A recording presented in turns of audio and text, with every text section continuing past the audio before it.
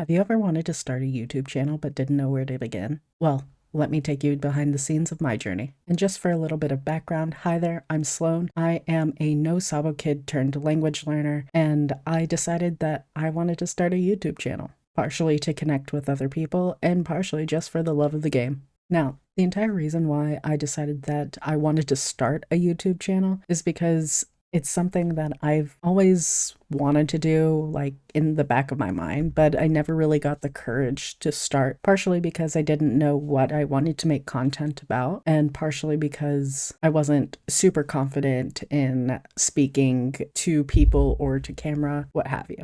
But that all changed when I realized that, there's a lot of people making language learning content on YouTube, but there aren't really many, or I can think of one, who has made any kind of content for heritage language speakers, specifically the quote unquote no sabo kids, like me. Now, I have been interested in learning languages for a long time, going on 15 years now. But what really spurred me into action was a combination of a couple things. One of them was hitting my 1,000-day streak on Duolingo, and the other was my dissatisfaction with my day job. Now, I will say that this isn't my first foray into creating content. I streamed on Twitch for on and off for the last few years since COVID started, but I could never make myself be consistent with it because as much as I enjoyed entertaining and enjoyed gaming, I realized that creating content in that niche, in that genre, whatever, it didn't really sit quite right with me. I knew that this was something that I needed to do,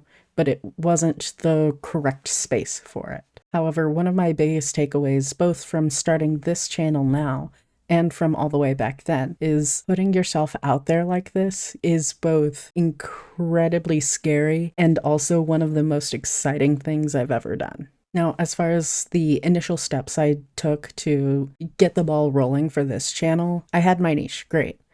Then came the name. Chose that for obvious reasons. Makes sense. Next up, had to design the channel art. Easy enough, I can use Canva. Did it. The reason I even chose the colors that I did for the logo and the banner, all of that, is actually because of this cardigan. It's got two colors, brown and navy blue, just like the logo and the channel banner. I really liked that cardigan, so I based my entire channel around it. Also, the beanie matches, and I like things to match.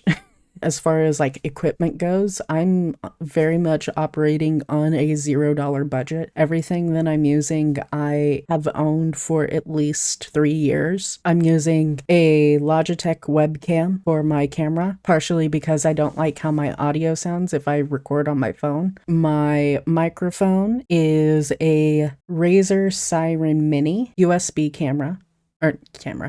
microphone that I've also had since, I think, 2021. Since I'm using a webcam, I am recording this using OBS Studio, and I use DaVinci Resolve to edit. And both of those programs are free because I am not spending anything on this channel yet. But yeah, as far as my plan going forward, as far as like what kind of content I'm making, it's gonna be a lot of like updates for language progress, tips and tricks, app reviews, also some planning videos, and then what I'm most excited for is once I adapt my space more, I'm wanting to do hobbies that the instructions are all going to be written in different languages. So that's going to be like cooking videos and learning how to knit in Spanish or whatever, and learning like traditional sewing embroidery patterns, that kind of thing. I'm actually really excited to learn like a Mexican style embroidery. That sounds like a lot of fun, actually. Next up, challenges I'm facing. I do want this channel to be successful. I do want it to eventually become my full-time job given the opportunity. So I do have to figure out how I'm going to be balancing both like my creative side I can speak, I swear, and a more strategic approach. So I'm going to have to find a balancing act, like when can I post this video versus that video? When should I optimize for the time of year? That kind of thing. Since I do want this to eventually become a full-time job, growing from nothing, or as I'm recording this, I have 14 whole subscribers. That can be a little daunting.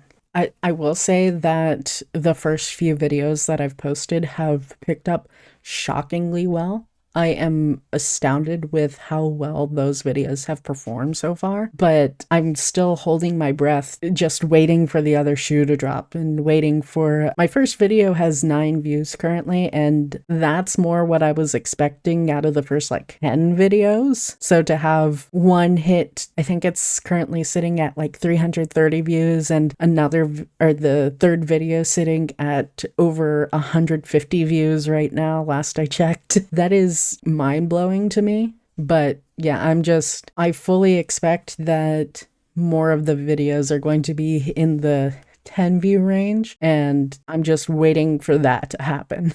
And then another big hurdle that I'm facing is the consistency monster, because even though I'm not officially diagnosed, there's a good chance that there's some ADHD up in here. And let me tell ya, being consistent is one of the biggest struggles I have in my life, period, point blank. I've actually been using a co-working website, no free clout yet. I'm considering applying to their affiliate program once I can get some more information on that. So we'll see about that later. But if I can do that, that would be great. But yeah, no, I'm loving this site so far. It's actually what's getting me to record this video right now, because I signed up for a 2-hour-long co-working session and I explicitly planned to edit during that session. And so I need something to edit. So here we are. But yeah, all that to say, challenges, there's a lot of them. But I mean, if you want something enough, you figure out a way to get over it, work through it. But yeah, as far as like my strategy for growth or whatever, I have a couple different things that I have pre-planned, pre-set up that all of the YouTube growth gurus suggest. Like, the people I most want to reach are other heritage language speakers and learners. I can't promise consistency in that I can't guarantee like a day that I'm going to be posting videos, but I do want to try to get at least, well, I'm trying to complete a challenge for the end of 2024. By the end, I want to have published 24 videos by the end of the year. A friend from a webinar challenged a group of us to hit that goal, and I want to see it out through to the end. Until then, there's going to be a lot of videos on this channel. But after the new year, I'm probably going to drop down to probably like 2 videos a week. I think that's pretty sustainable. It'll really depend on how I feel after I get those 24 videos out and see how sustainable that is for me. As far as like the types of videos that I'm planning, like I said, I'm going to be doing different things surrounding language learning and planning, and then doing more videos like this where I talk about like more YouTube growth centric stuff. I want to talk about like my experience in growing a YouTube channel and showing other people that yeah, it's still possible going into 2025 to grow a YouTube channel. I'm going to try to be active on social media, even though I am not a big social media user, probably primarily on Blue Sky, although I do have both that and Twitter. I'm not calling it X. You cannot make me. And then I might, full disclosure, I am most active on Tumblr.